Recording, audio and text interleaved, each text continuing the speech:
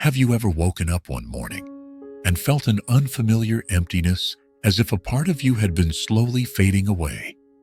It's a quiet, unsettling realization, one that creeps in like the first chill of autumn, signaling a shift you can't ignore.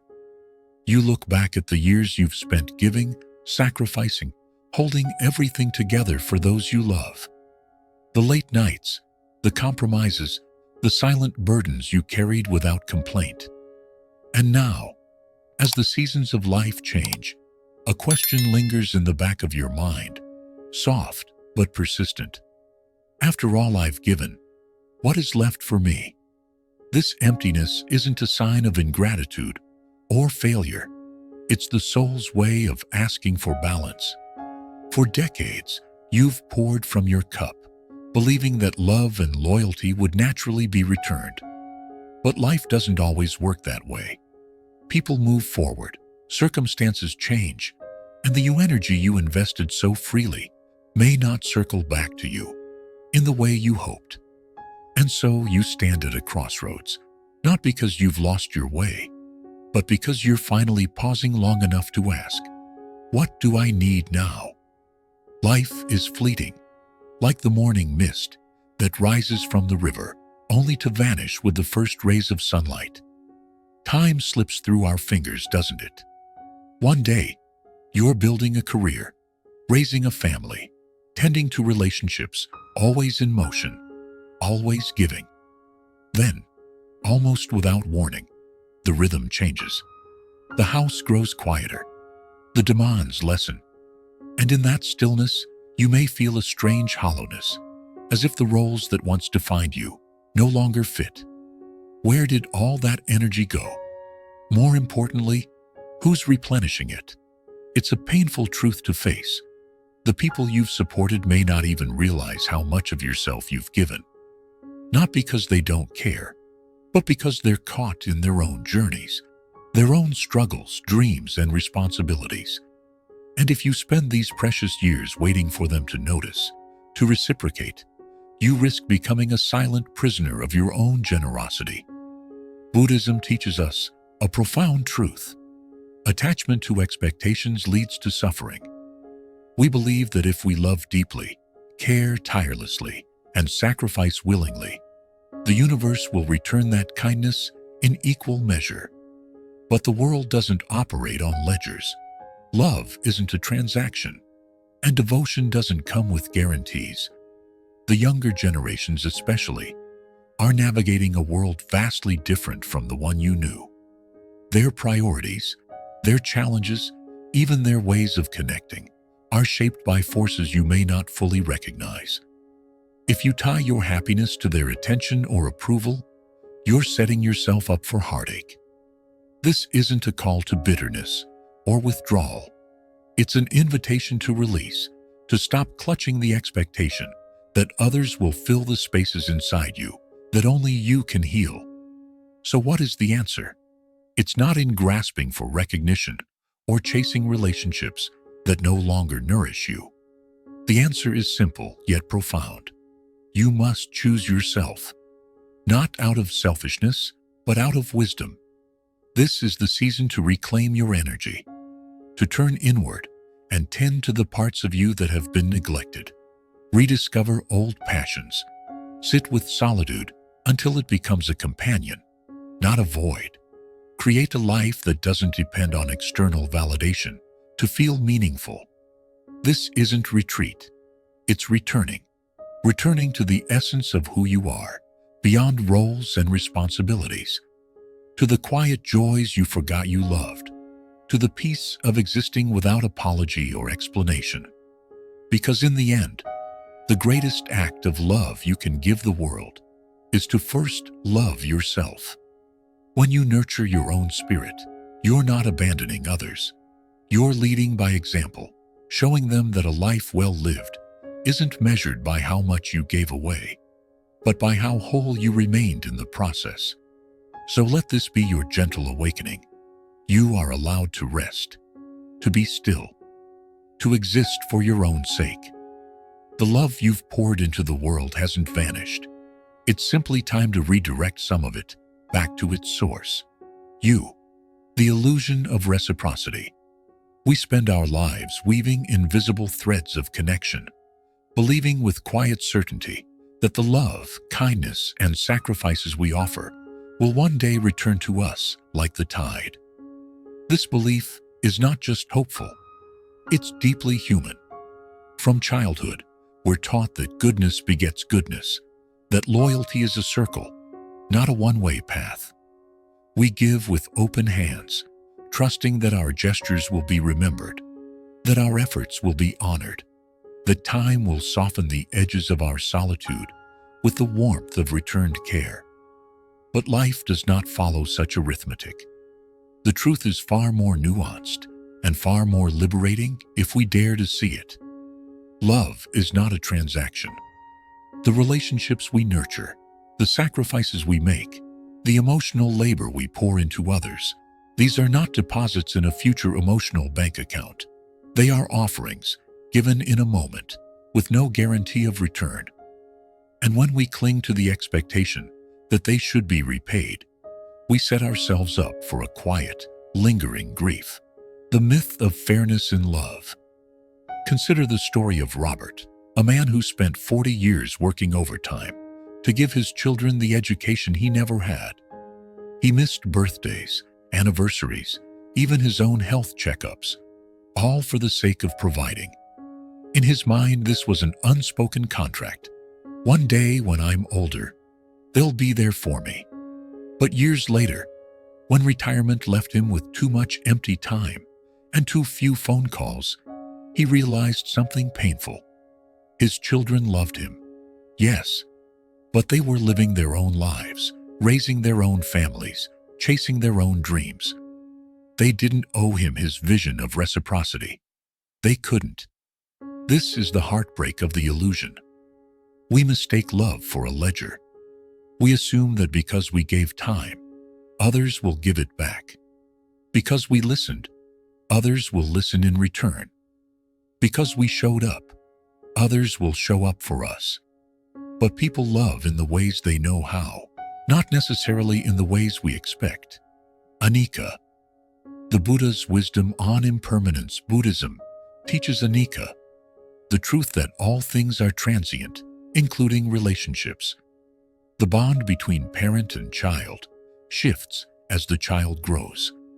Friendships that once felt unbreakable fade when life pulls people in different directions. Even marriages, built on decades of shared history, can become quiet as two people age at different speeds. This isn't betrayal. It's simply the nature of existence. The suffering comes not from the change itself, but from our resistance to it, from the stories we tell ourselves. After all I've done, how could they forget me? I was always there for them. Why aren't they here for me now? These questions aren't wrong. They're human, but they're also cages. The silent contracts we never signed. Every act of love comes with an invisible line we often don't even realize we've written. Because I did this for you, you will do this for me. The mother who assumes her caregiving will be reciprocated in old age. The friend who listens endlessly then feels abandoned when their own struggles go unheard. The partner who sacrifices career dreams for the relationship then resents not being paid back in devotion. These expectations are natural, but they are also the root of much sorrow. Why? Because no one agreed to these terms except us. The people we love are not characters in our story. They are living their own. The liberation of unconditional giving. This is not a call to stop loving or to harden the heart. It's an invitation to love differently, freely, without the weight of expectation. There is a profound peace in giving simply because it aligns with who you are, not because you're waiting for a return. The elderly woman who bakes cookies for her neighbors, not so they'll visit, but because baking brings her joy. The father who supports his son's dreams without keeping score, because seeing him thrive is enough. The friend who listens without tallying how often they're heard in return, because presence is its own reward. This is love without chains. What do we do with the loneliness? Even with this wisdom, the ache of unmet expectations can linger. That's okay. The goal isn't to never feel hurt. It's to stop letting that hurt define us. 1. Grieve the disappointment. It's okay to mourn the love you thought would come back. Acknowledge it, then release it. 2. Redirect the energy. The care you once poured outward, pour some inward. Rediscover old passions, cultivate new connections. 3. Reframe the narrative. Instead of "they forgot me," try "I loved fully." And that matters. 4. Embrace impermanent love. Some bonds last a season. That doesn't erase their beauty. The unexpected gift in letting go. When we stop demanding reciprocity, 2 miracles happen. 1. We stop keeping score, and love becomes lighter. 2. We start recognizing the love that does exist, just not always in the forms we expected. The neighbor who checks in, the old friend who still remembers your birthday, the quiet moments of contentment you build for yourself. Love like the sun. The sun does not shine expecting gratitude. It shines because that is its nature. We too can learn to love like this, not as an investment, but as an expression of who we are. And in that shift, we find a freedom more sustaining than any returned favor. The freedom to have loved and to know that was enough. Reclaiming your energy, the sacred art of self-return.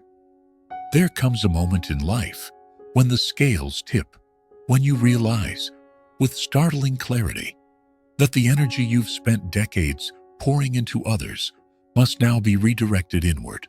This is not selfishness, this is survival, this is wisdom. For years, perhaps for most of your life, you operated under an unspoken assumption that if you gave enough love, enough time, enough patience, the universe would balance the equation. But life doesn't work like mathematics. Energy given is not energy owed. And now, in the autumn of your years, a quiet revolution begins, the reclamation of your own vitality. The great unlearning. We are conditioned to believe that our worth is tied to our usefulness, to how much we can do for others. Parents are praised for self-sacrifice. Employees are valued for overtime. Friends are celebrated for always being available. But this constant outflow comes at a cost, the slow erosion of the self. Consider the metaphor of an ancient well. For years, villagers come to draw water. For drinking, for cooking, for washing. The well gives without complaint. But one day the water runs cloudy, then scarce. The villagers move on to newer wells, leaving the old one dry and forgotten. The tragedy? No one thought to replenish it. This is what happens when we confuse love with depletion. The myth of later. Many of us live with the fantasy of later. When I retire, I'll focus on myself. Once the kids are settled, I'll pursue me passions. When things calm down, I'll rest. But later is a mirage. The truth is this: if you don't prioritize yourself now, you may forget how. Mr. Huang's story illustrates this beautifully. For 40 years, he measured his value by his ability to nurture others.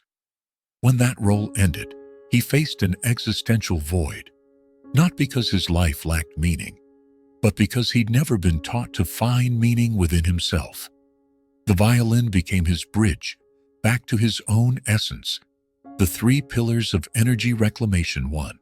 Boundaries, the art of loving. From a distance, boundaries aren't walls. They are gates that let you choose what enters your sacred space. Say no, without apology, to demands that drain you. Release guilt about not being constantly available. Understand that protecting your energy isn't rejection, it's respect. 2. Rediscovery. excavating your buried self. Beneath the layers of roles and responsibilities, your original self still exists. What made your heart race at 20? Try it again. What did you pretend not to love because others dismissed it? Embrace it now. What small pleasure have you denied yourself as frivolous? It's not. 3. Presence. The radical act of being here. Aging minds often live in two painful places: the past, regrets, and the future, fears. But power lies in the present. Feel the weight of your body in the chair. Notice how light filters through leaves. Taste your tea as if it's your first and last cup. The alchemy of solitude society pathologizes being alone, equating it with loneliness. But solitude is where transformation happens. In silence, you hear your own thoughts again. In stillness, you feel your own rhythms. In separation, you remember who you were before the world told you who to be. The Japanese practice of Shinrin-yoku, forest bathing, offers wisdom here. You don't hike to reach a destination. You wander to be changed by the journey. Similarly, time spent reclaiming your energy isn't about achieving, it's about being. The gift of enough. A breakthrough moment comes when you realize you've given enough. You've proven enough. You've sacrificed enough. This isn't resignation, it's liberation. When you stop seeking validation through service, you discover a profound truth. Your existence is justification enough. Practical steps toward reclamation. 1. The energy audit. For 1 week, track where your time, attention goes. Then ask, which activities replenish me? Which deplete me? What can I release without guilt? 2. The 1% rule each day. Reclaim 1% of your energy. Read one poem instead of scrolling news. Sit for 5 minutes before starting chores. Decline one obligation that doesn't spark joy. 3. Create a soul altar. Dedicate a small space to your rebirth. A chair with a favorite blanket. A shelf with inspiring books. A notebook for uncensored thoughts. The wisdom of trees. Consider how a maple tree operates. In spring, summer, it gives shade, oxygen, beauty. In autumn, it takes, pulling energy back into its core. In winter, it rests, standing bare but unbroken. We are no different. Your later years are not about decline. They're about wise conservation. A new metric for living. Replace how much can I still do with how deeply can I experience this moment? How gently can I treat myself today? How authentically can I live now? The unexpected reward. Here's the secret no one tells you. When you stop begging for crumbs of attention and instead feast on your own company, 2 things happen. 1. The right people, they're drawn to your radiance. 2. You stop noticing who isn't there. Your invitation. This is your permission slip to spend an entire afternoon doing nothing important. To pursue interests that won't impress anyone. To measure your days by peace, not productivity. The light you've spent a lifetime shining outward, turn it inward, not because others don't deserve it, but because you do. The power of silence. Silence is often misunderstood. In youth, people feel an overwhelming need to speak, to explain themselves, to defend their choices, to debate, to prove their worth. They raise their voices, hoping to be heard, believing that words alone can shape reality. There is an urgency in their speech, a fear that if they do not assert themselves, they will be overlooked, forgotten, or dismissed. And so, they fill the air with words, mistaking volume for wisdom, frequency for importance. But as one ages, a realization dawns. Most people do not listen to understand. They listen to reply. Conversations become battlegrounds, where words are weapons, where the goal is not mutual understanding, but victory. And yet, more often than not, no one truly wins. Arguments exhaust rather than enlighten. Debates divide rather than unite. And the more one speaks, the less one is truly heard. Buddhism teaches that speech should be measured and purposeful. Right speech, samavaka, is one of the eightfold paths to enlightenment.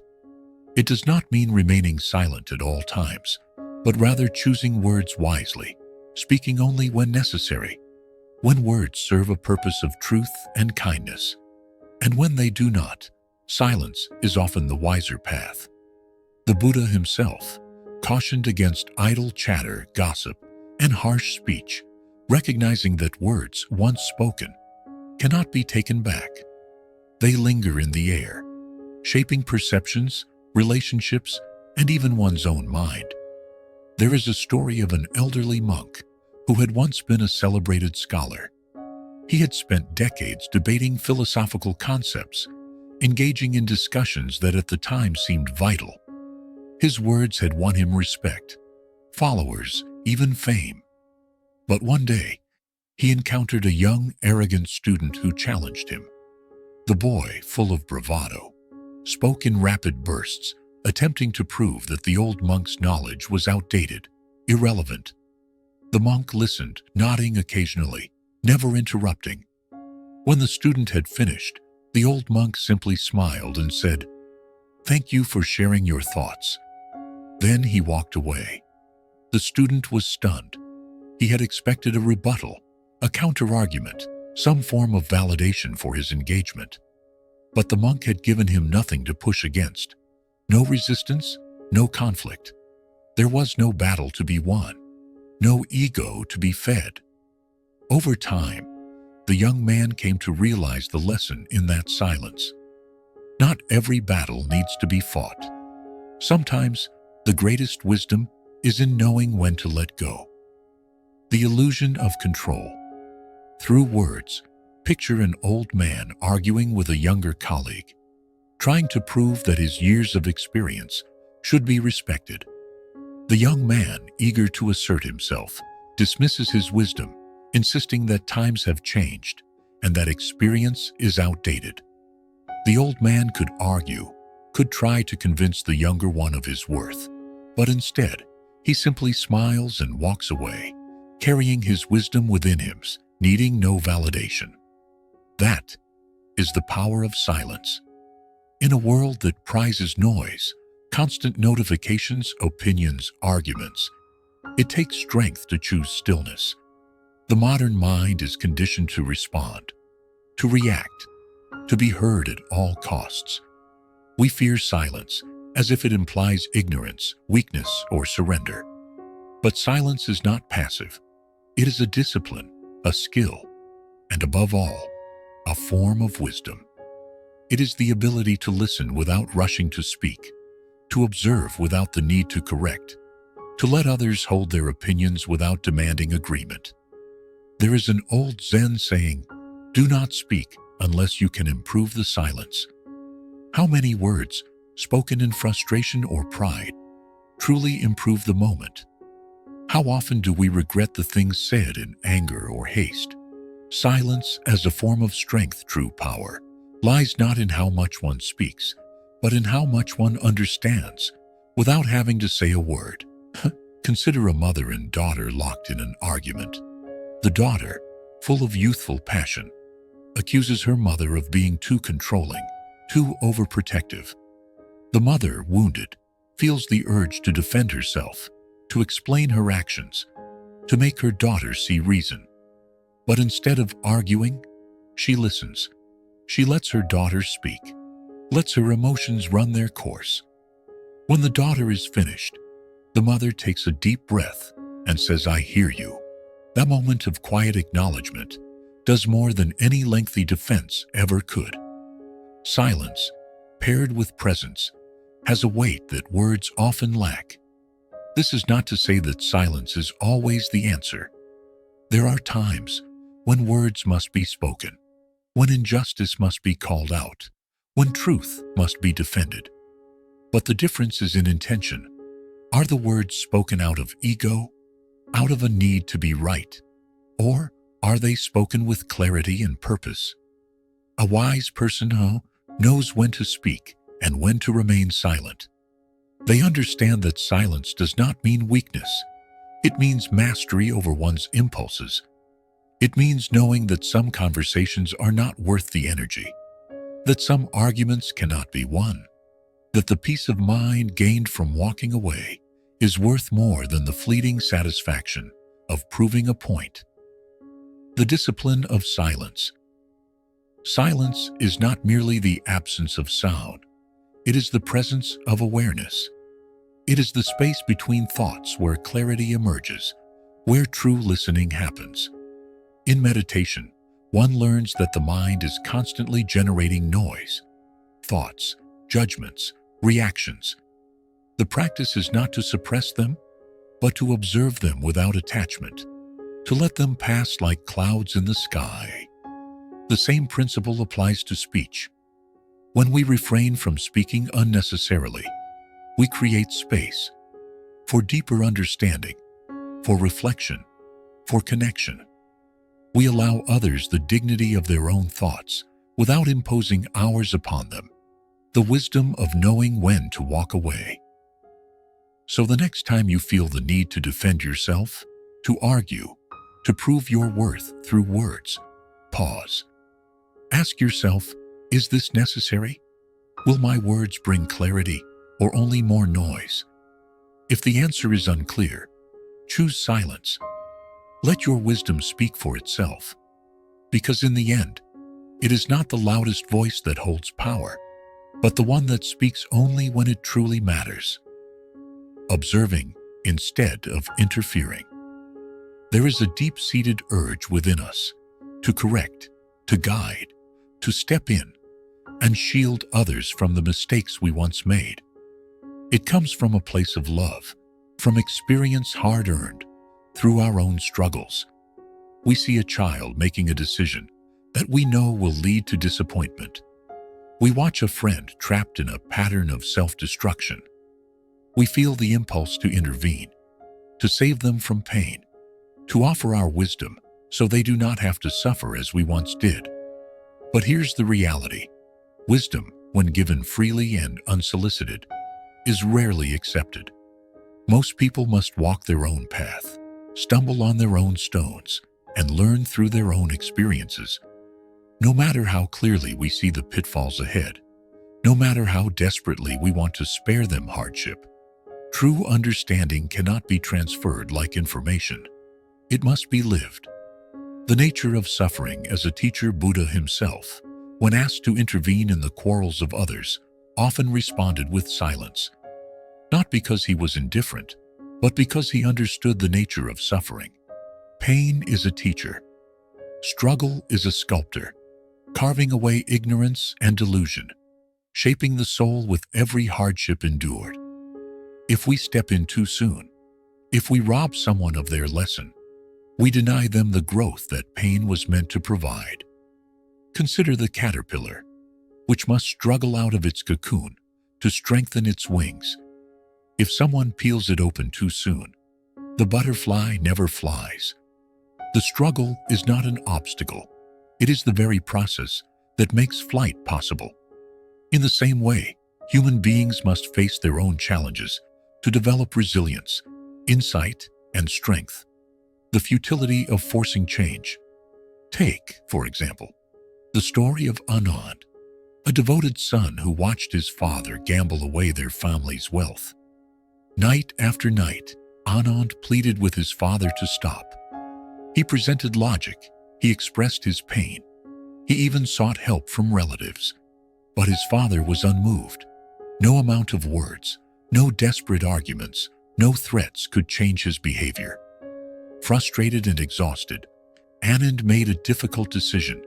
He let go. Instead of trying to control his father, he shifted his focus inward. He worked harder, built a secure future for himself, and refused to let his father's choices dictate his own peace. Years later, when his father hit rock bottom, he sought out Anand, not for money, but for understanding. It was only then, when he had faced the full weight of his own mistakes, that he was ready to listen.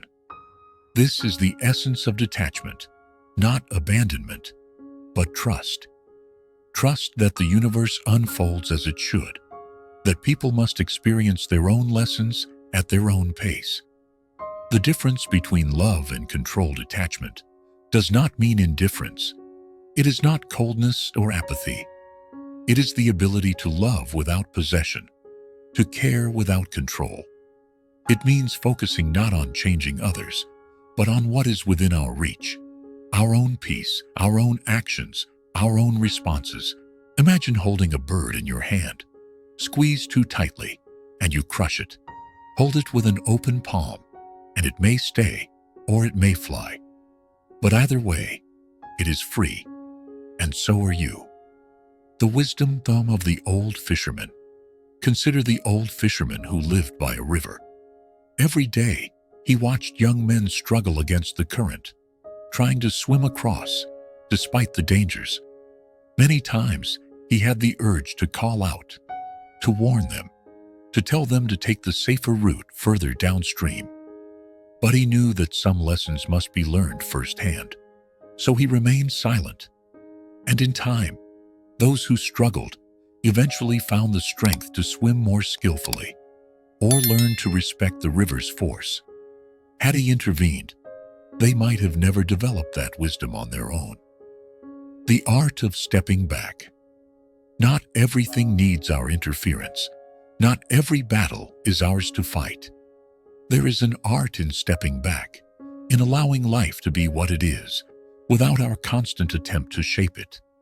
True wisdom is knowing when to speak and when to stay silent, when to help and when to step aside. So the next time you feel the urge to correct, to fix, to change someone, pause. Ask yourself, am I doing this for them or for my own discomfort with their struggle? If the answer is the latter, let go. Focus on what you can control, your own energy, your own journey, your own peace. Because at the end of the day, the only person you truly have the power to change is yourself. Letting go of the need for approval. One of the greatest sources of suffering is the need for approval. From childhood, we are conditioned to seek validation, to be praised for our achievements, to be accepted by our peers, to be loved by our families. This craving for approval seeps into every facet of life. The way we dress, the career paths we choose, the relationships we enter. People spend years, sometimes decades, shaping their actions based on how others perceive them. They fear rejection, long for appreciation, and crave acknowledgement. But as time passes and the later years of life arrive, a crucial question emerges. Why am I still trying to prove myself? The story of Lila, a life lived for others. There is a story of an old woman named Lila, who had spent most of her life seeking the approval of others. As a young girl, she was the obedient daughter, always striving to make her parents proud. As a wife, she sacrificed her own dreams to be the supportive partner. As a mother, she placed the needs of her children above all else. But when she found herself alone in her 60s, with her children grown and her husband gone, she realized something unsettling. She had never truly lived for herself. Every decision, every sacrifice, had been made with someone else's approval in mind. And now, standing in the silence of her own existence, she wondered, who am I when no one is watching? The illusion of external validation. The truth is, no amount of external validation can bring lasting peace. The more one chases approval, the more power they give away. The Buddha taught that true happiness arises not from being understood by others, but from understanding oneself. Imagine a traveler carrying a heavy sack on their back, filled with the opinions and expectations of others. Each step they take is burdened by the weight of what society thinks, what their family wants, what their friends expect. But what would happen if, just for a moment, they set the sack down? The relief, the lightness, the sudden realization that the journey could be so much easier. This is the freedom that comes from releasing the need for approval. Redefining self-worth. Letting go does not mean becoming indifferent or isolating oneself from others. It means redefining the source of one's worth. It means asking, do I like who I am? Do I live in alignment with my values? It is a shift from looking outward for validation to turning inward for acceptance. And in that shift, there is liberation. The story of Anand. From success to simplicity. Take the story of Anand, a former businessman who spent years in pursuit of recognition. He built an empire, gathered wealth, and climbed every ladder that society deemed worthy of admiration. Yet, despite his success, he often felt hollow inside. There was always another deal to close, another person to impress, another standard to meet. It wasn't until he walked away from his career, moving to a small village to live a simpler life, that he felt truly free for the first time. He was not performing for anyone. He woke with the sun, worked with his hands, and found joy in the smallest of things. When an old colleague asked him if he missed the prestige, he simply smiled and said, "I have nothing to prove, and that is my greatest achievement." The fleeting nature of approval. The need for approval is an illusion, a mirage that keeps us running towards something that can never truly satisfy. Approval is fleeting, always dependent on the whims of others. But self-acceptance, that is unshakable. It is the foundation of true peace. Think about the great masters, the monks who retreat into silence, the sages who live on mountaintops. They are not concerned with applause or admiration. They do not measure their worth by external recognition. They have found something far more valuable: contentment within themselves. The practice of letting go of the need for approval, is not an overnight process. It takes practice, patience, and deep introspection. It requires the courage to say, "I am enough as I am," even when the world says otherwise. It means standing firm in one's truth, even if it goes against the expectations of others. It is the art of choosing authenticity over acceptance, peace over performance, a life free from external validation. So ask yourself, what would my life look like if I stopped seeking approval? What choices would I make if I truly didn't care about the opinions of others? And then, slowly but surely, begin to walk in that direction. Because at the end of the day, the only person whose approval you truly need is your own. Conclusion: choosing yourself, the greatest act of self-respect. It is recognizing that personal well-being is not a luxury. It is a necessity. For too long, we have been conditioned to believe that prioritizing ourselves is selfish, that choosing peace means turning our backs on others. But the truth is, you cannot pour from an empty cup. Your body, your mind, your soul, they all require care, just as surely as a tree needs water, sunlight, and space to grow. Returning to yourself. Think about it. When was the last time you truly checked in with yourself? Not just physically, but emotionally, mentally, and spiritually. When was the last time you sat in silence and listened to your own thoughts, your own desires, your own truth? Life has a way of sweeping us up, in obligations, in expectations, in the relentless demands of others. But here, in this moment, you are being called to return to yourself. Embracing the later years with self-respect. As you enter the later years of life, remember this: you owe no one an explanation for choosing peace. You do not need permission to prioritize yourself. Happiness is not something given. It is something claimed. Let go of resentment. Release expectations. Allow yourself the freedom to step fully into your own presence, the quiet strength of choosing yourself. You have spent years, perhaps decades, giving, sacrificing, and shaping yourself to fit the needs of others. But now this chapter is yours.